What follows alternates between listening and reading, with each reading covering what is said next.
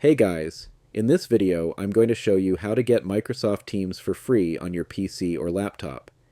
If you need Teams to chat, join meetings, or collaborate with others, you don't need to spend any money. This method is for you.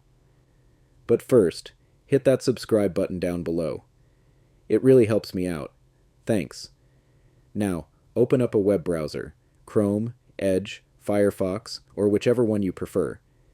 In the search bar, type Microsoft 365 and open the official site. Next, sign in with your Microsoft account. If you don't already have one, just create it. It's free.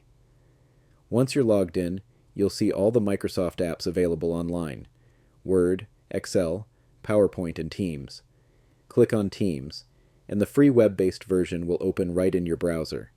From here you can start chatting, create channels, or join meetings, and it works just like the desktop version. If you already have a Teams link or meeting invite, just paste it in and join directly. No installation required. And that's it.